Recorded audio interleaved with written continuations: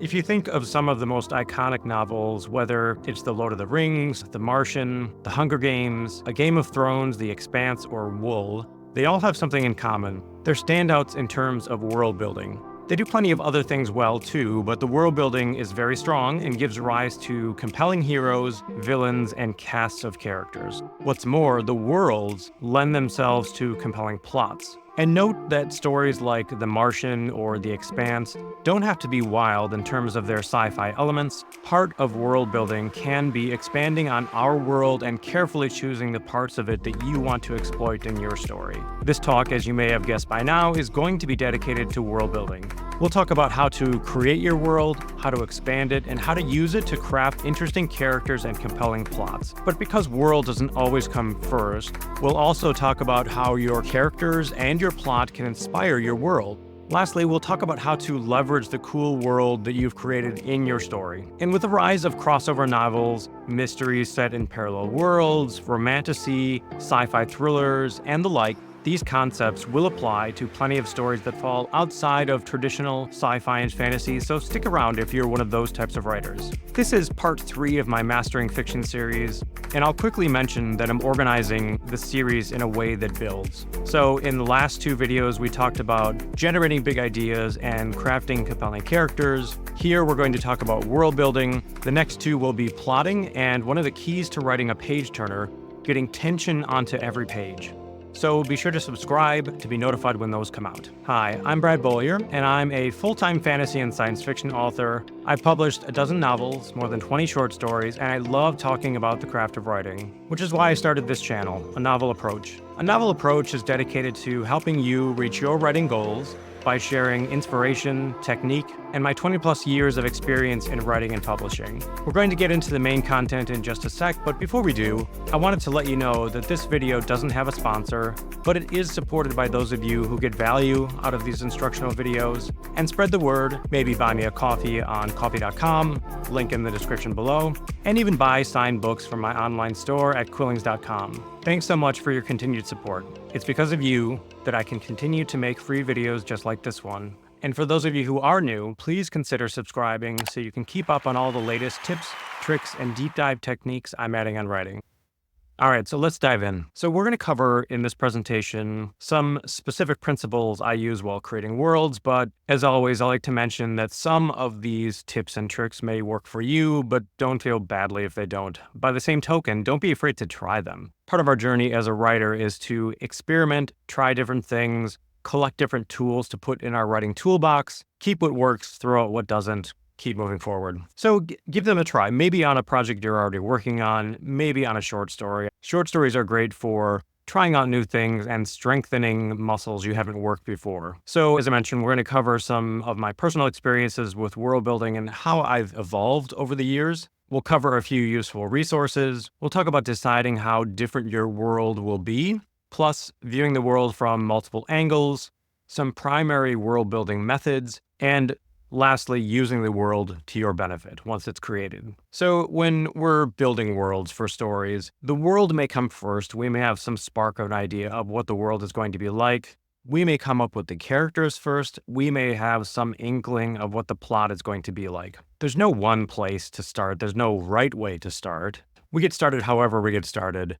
And we'll end up with a small amount, this little kernel of a story. And then as the story starts to grow, it's very common for world to play against character and plot, and also for those 2 elements to play against one another. It's this constant cycle, and we'll go into some detail on that coming up. Brandon Sanderson has talked about how he likes to create 2 to 3 unique, interesting ideas for a short story, and more like 4 to 6 ideas for a novel. In my first Mastering Fiction video on the big idea, it focused on one idea that makes the story stand out, but we're not going to stop there. We want multiple ideas to feed our story, and keep in mind, these could be character or plot ideas, but they could absolutely be world ideas as well.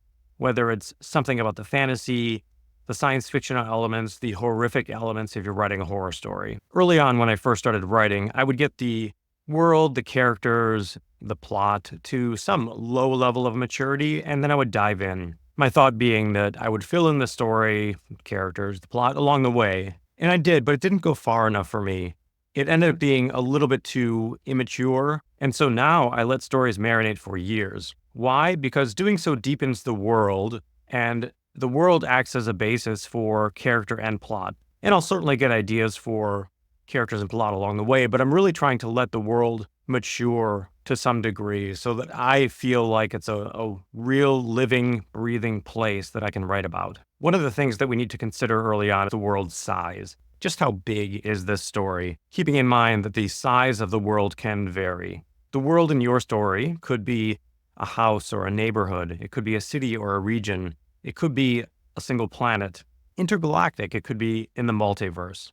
And there's no right or wrong answer here. You just want to make a conscious decision on the scope of your story.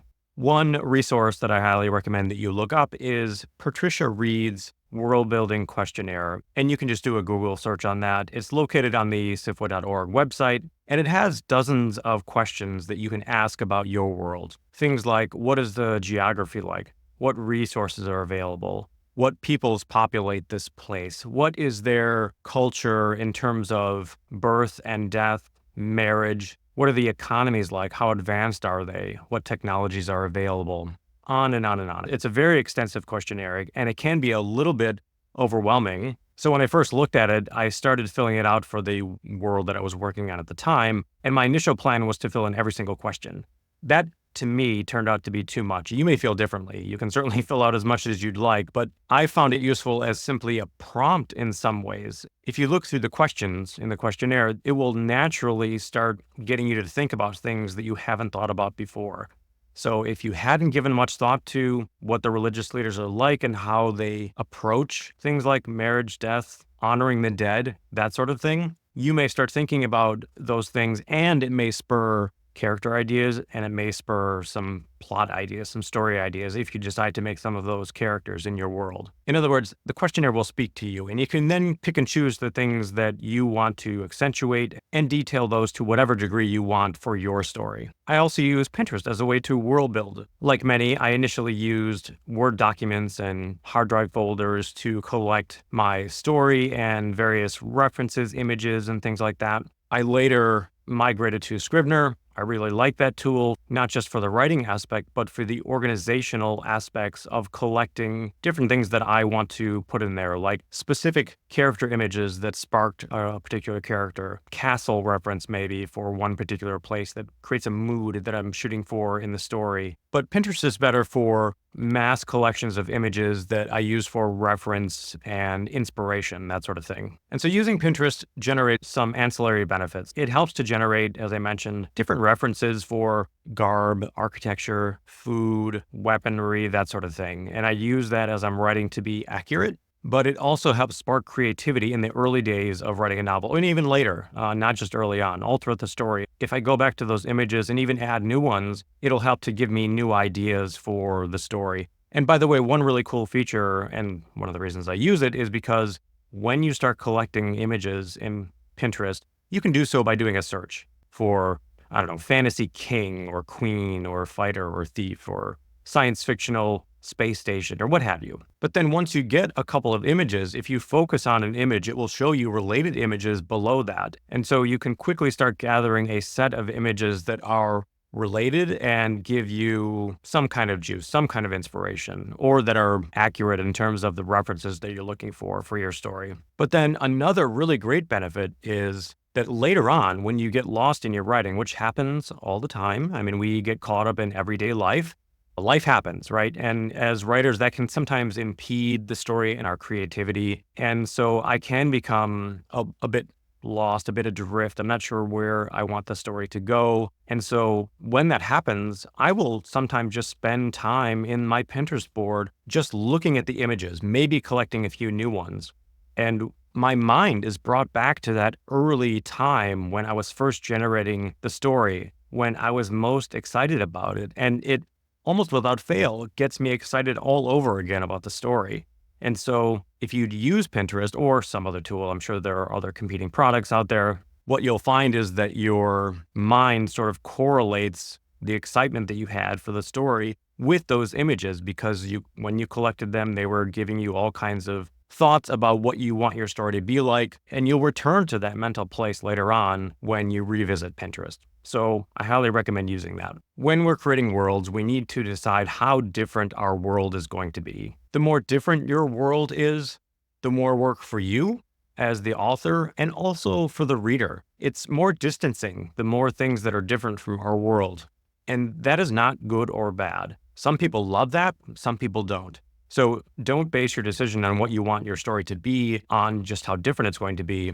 Base that on what gives you drive. What do you want to write about? And if it is really different and that's what you really love, about fiction, and you're writing that for your primary reader, whoever that is, whether that's your younger self or some fictitious person that you're trying to excite by writing this story, then go ahead and write it. Just understand that you're going to have more work the more you change our world. And also be careful that you're not changing things in your world just for the sake of change. This is called calling a rabbit a smearp, and you shouldn't do it unless it has value. So this is attributed to James Blish, and you can find things like this in the Turkey City Lexicon. I believe it's hosted on sipwa.org, but just do a Google search for that phrase, Turkey City Lexicon, and you'll find a bunch of things, pitfalls, that you can fall into as a writer, especially a science fiction and fantasy, a speculative fiction author. And it has things at the word and sentence level, the paragraph level, and higher. But in this case, what we're talking about is if you call a rabbit a smearp,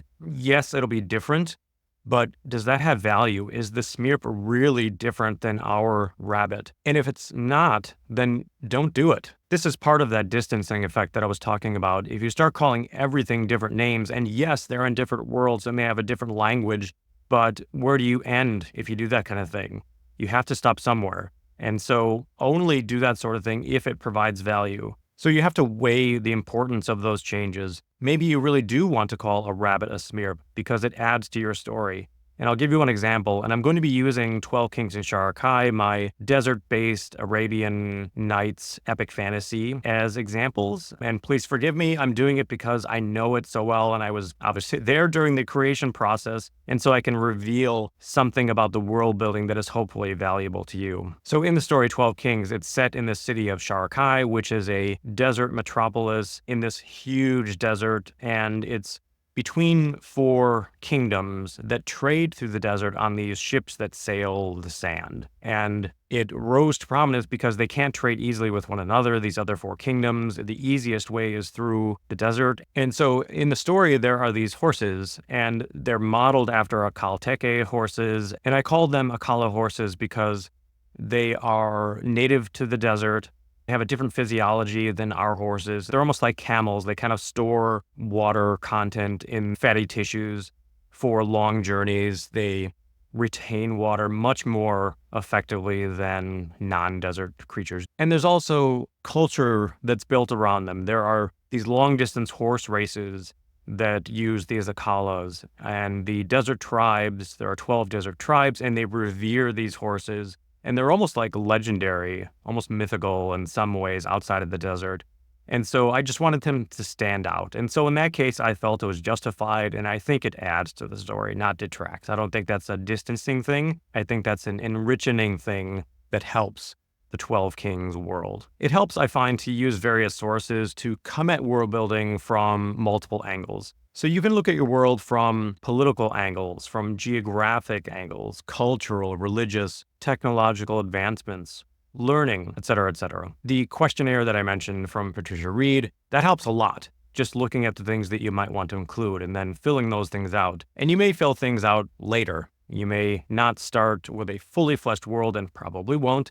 You'll come back to that later, maybe when you get stuck, and that'll provide some ideas for you. Why does that help? Well, it makes the world feel more unique, more random, more real.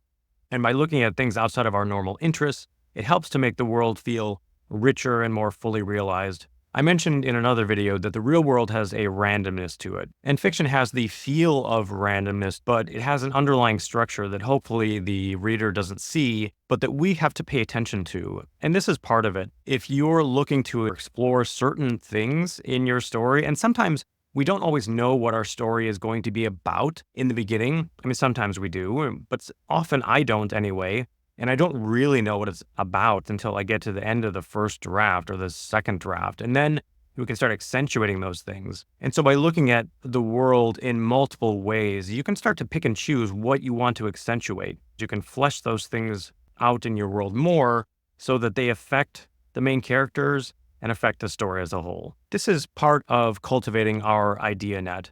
Now, that was a very active way to do it, what I just mentioned, looking at that questionnaire and filling things out. But you should also be open to new ideas that come to you randomly. And this is our idea net. We read books, we read articles, we watch movies, we pick up all kinds of information in our daily lives. And most people, muggles, will kind of let that stuff go past them, right? But we as writers cannot do that. We have to grab onto the ideas that are interesting. And we know they're interesting because we kind of sit up and we're like, oh, wow, that would be cool for a story. Maybe the story I'm working on, but maybe not. And when we pick up on this stuff, we should not let it go. We should put it in our idea journal. Hopefully you have an idea journal already. If you don't, you should make one. And you just put random ideas into it. Maybe it's related to other stuff in the idea journal already. Maybe it's not. The point is to just keep that stuff. Don't let it go. Don't let it slip past you.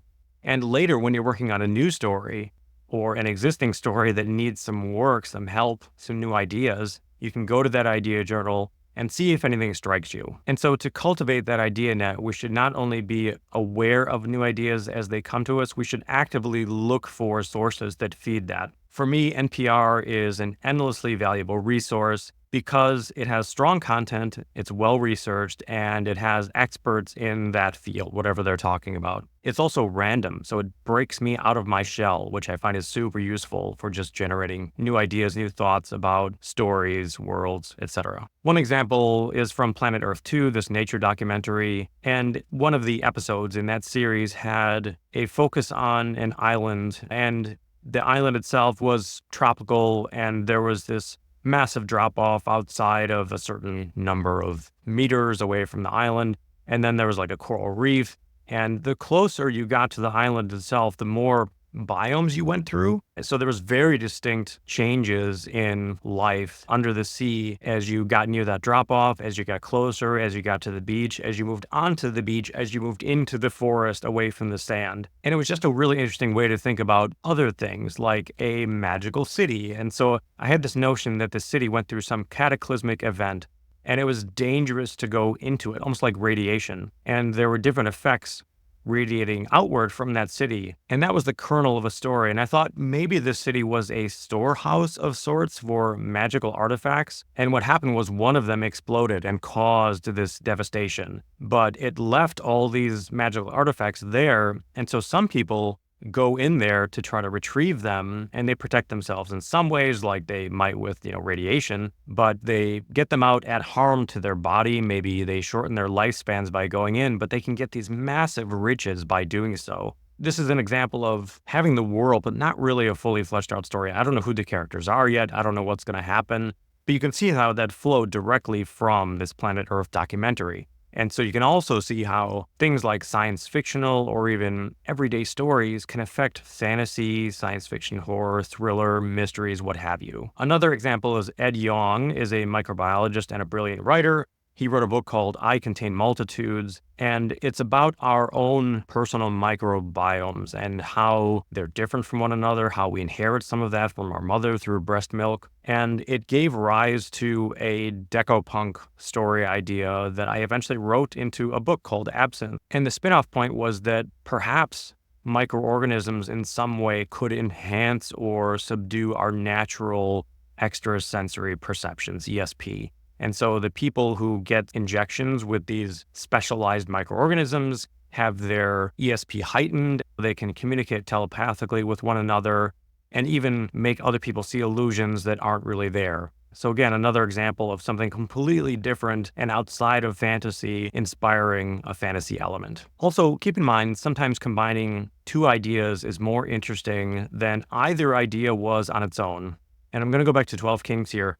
In Sharakai, early on, I had this notion of this city, this desert metropolis, and there are these zombie-like creatures that come into the city once per month when the twin moons are full, and they take tribute, they take lives, they take people, and they bring them back out to this ring around the city of these special trees that they feed the bodies to. And these trees, they bloom when the moons are out, and they're known as the blooming fields, and they're forbidden to go to by anyone but the kings. And so I had this notion of that, but I didn't know who these zombie-like creatures were in the beginning. But then as I continued to sort of question and interrogate why they're out there, I thought, well, maybe they're related to the main character. Cheta is a young woman who we learn early in the story, the first book of this 6-book series, that she lost her mother when she was young. Her mother was killed by the 12 kings of Shar-Kai in a very violent way, and it was clearly personal for them. And Cheta doesn't understand why her mother was killed. She was too young. Her mother hadn't yet told her the reason that they were in the city. And so her mother was there alone with Cheta in Shar-Kai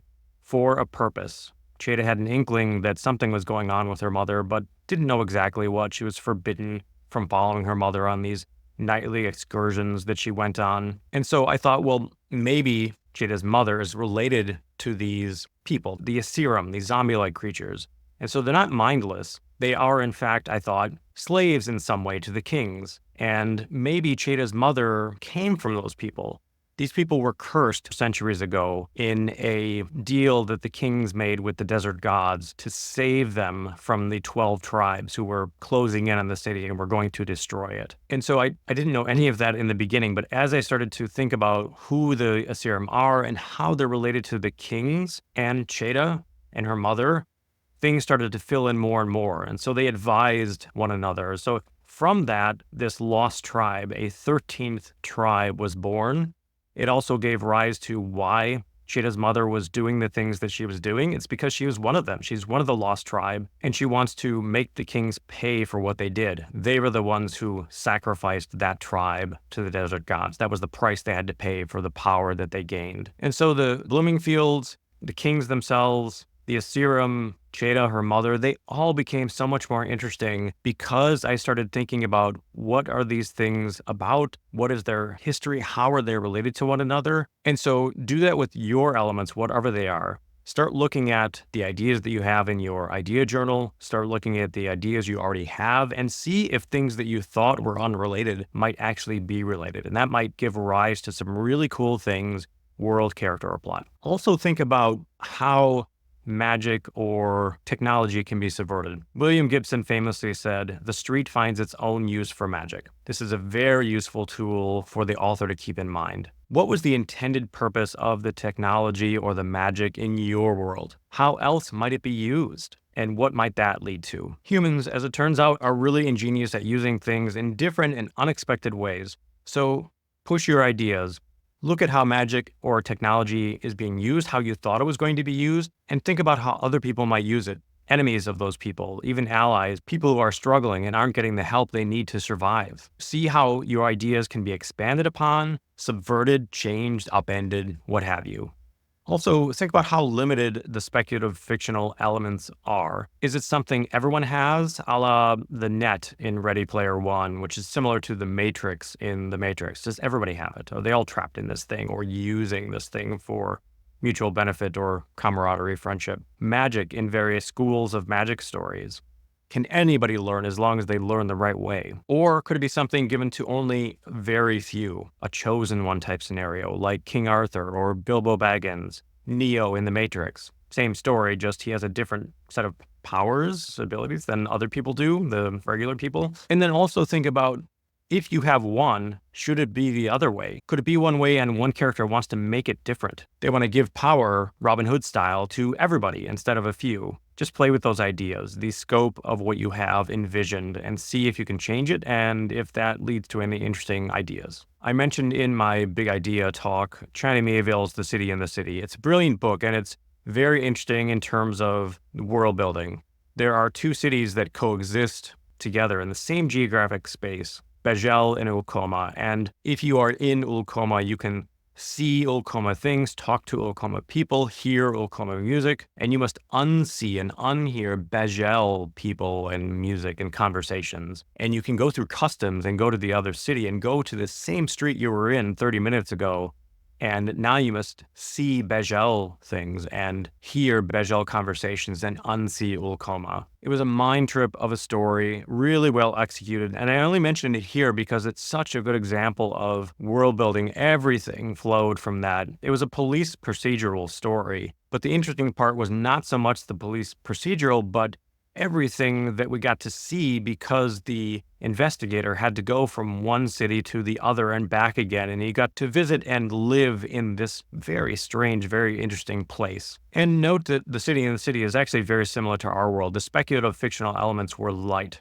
but it highlights many of our tendencies to form and protect our tribe. The two cities are an analog for Jerusalem, with Jewish and Islamic faiths living together in the only way they could find that worked for them. And so it was a way to form and protect tribe, to build walls, even if those walls are virtual. And it touches on our willingness to ignore what we don't like to face as well. The book is a reflection of us turned up to 11. So an interesting way to look at and tackle world building for a story. Said more plainly, the world in the city is in service to Mieville's goals. The characters are too, of course, but the characters, their attitudes, the situation, all flow naturally from the world. So the world itself is a necessary element, much more so than in most novels. Everything stems from the physical and metaphysical construction of these two cities. I'll also mention Guy Gavriel Kay's books. Books like The Sarantine Mosaic, Under Heaven, All the Seas of the World.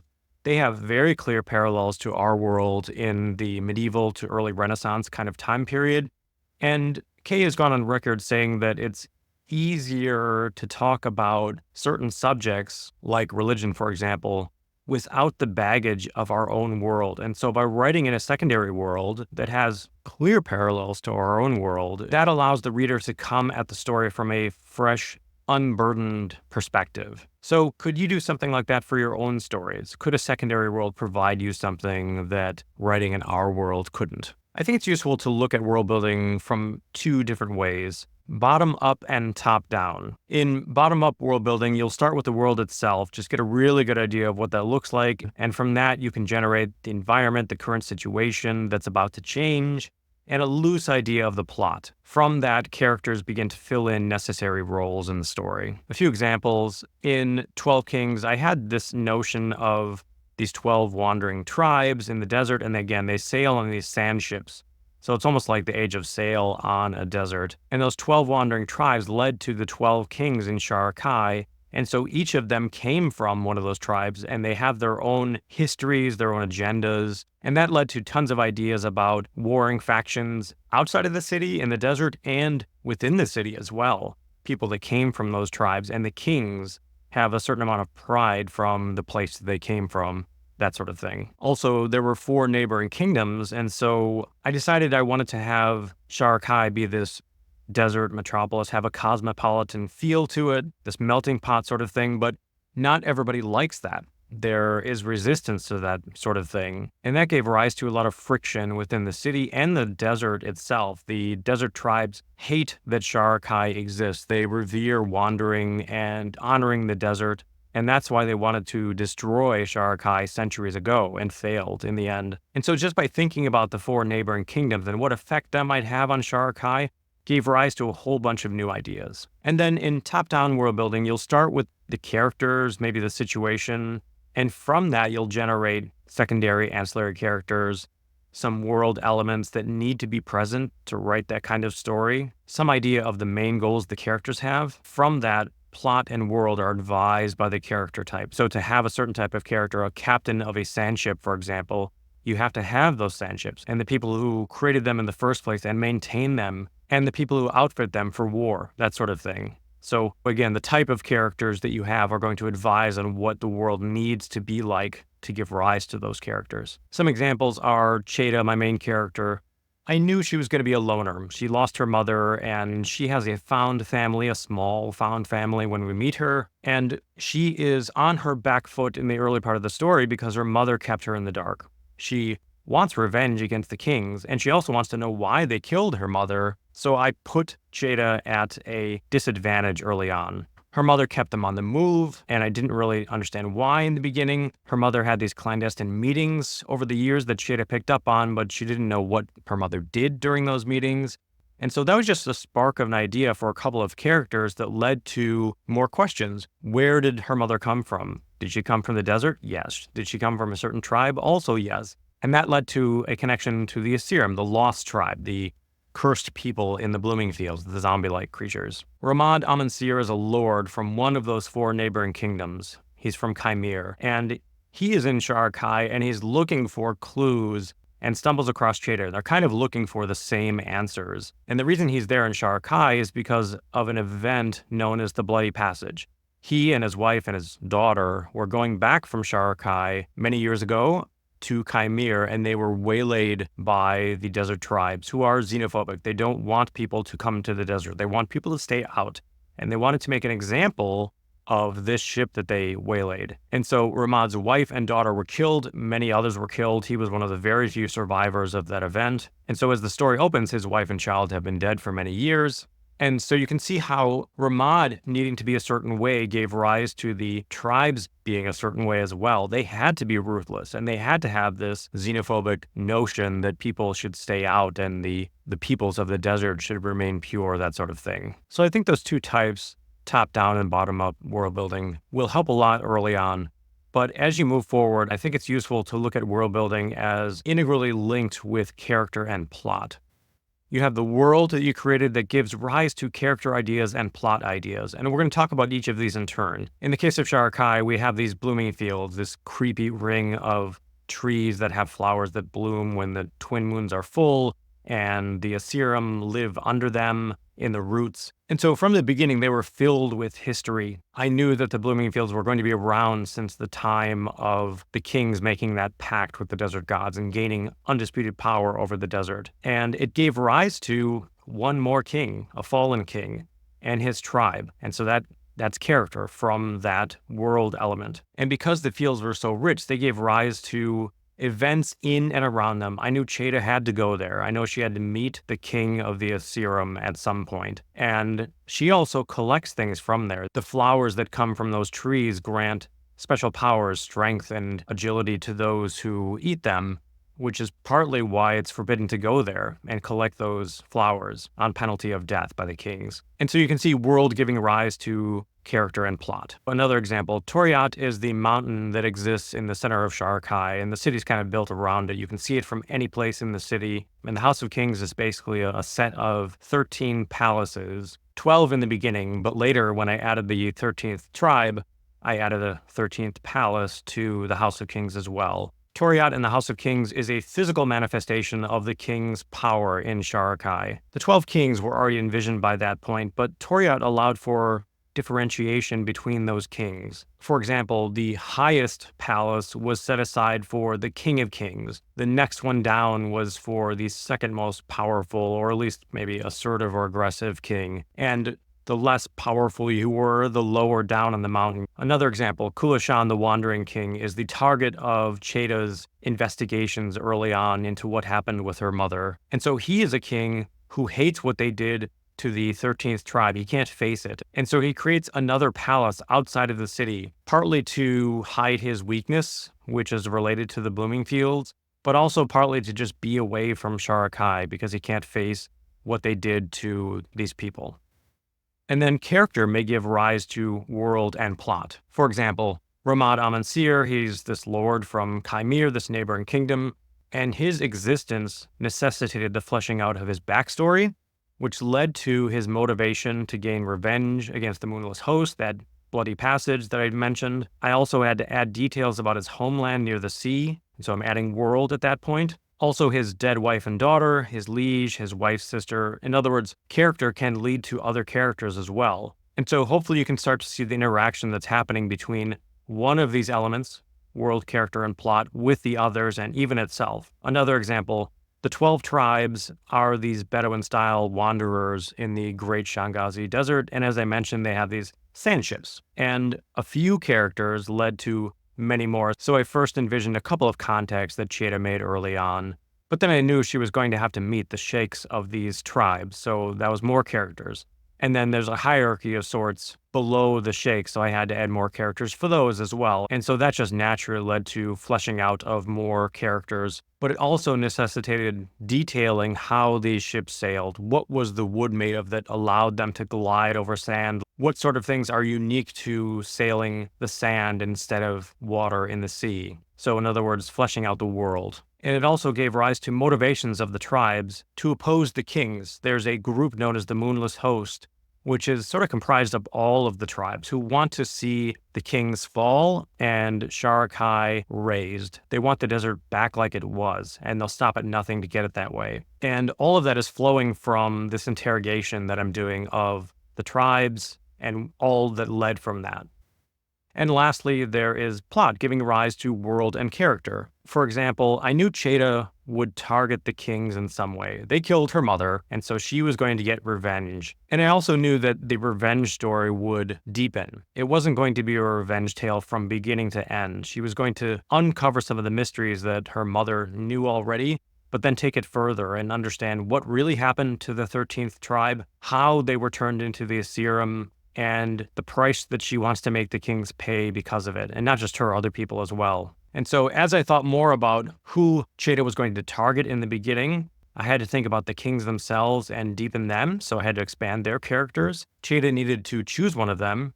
It ended up being Kulashan, the Wandering King, who I mentioned, and each of the kings on that fateful night 4 centuries ago were granted certain powers by the desert gods, but also debilitating weaknesses, and they're all different. And the kings, of course, knew it, and they've been working for 4 centuries to hide that information, and they've done a very good job of it.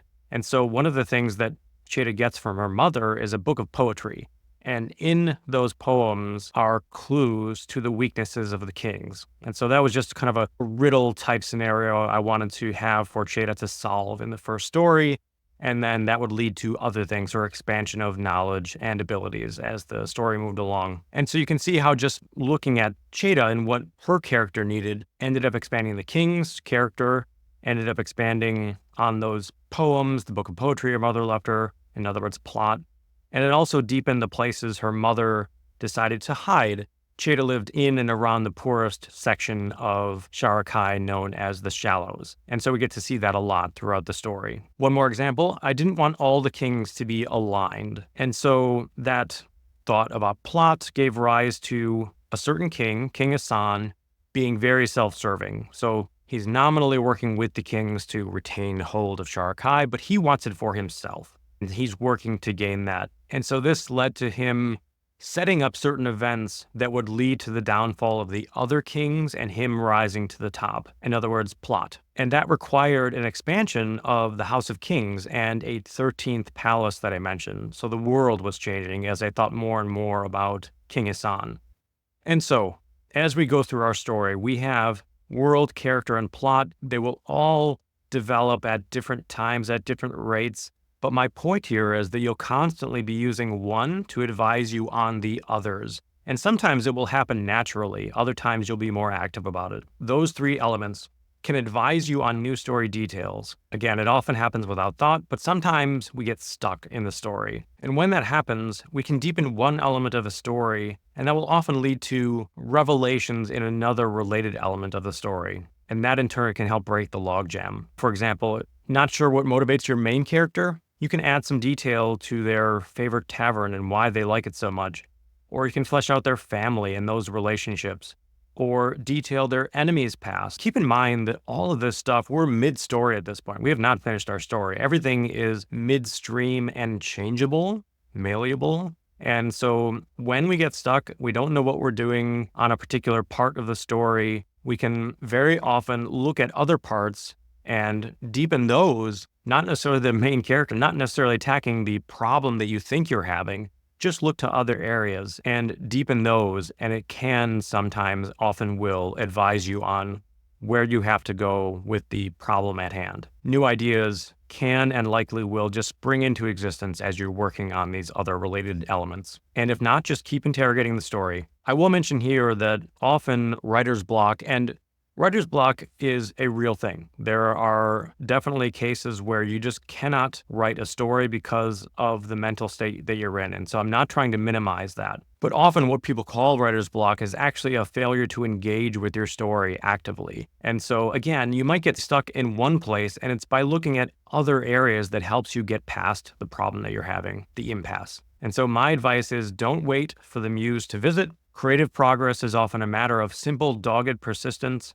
So keep interrogating your world, keep your mind open to the ideas that will spring to mind. Remember, I talked about the idea net, and I was referring to kind of other sources, but your idea net works for your own story as well. And so sometimes as you're actively doing these things, you'll come up with new ideas. That's your idea net working for you. And also when you're walking the dog, doing the dishes, outside doing the lawn, what have you, you'll have ideas that come to you as well. And so as you start to cultivate that idea net, as you train your mind to pick up and grab onto those ideas, you'll find them coming easier and easier over time. So let's talk about how to use the world to your benefit.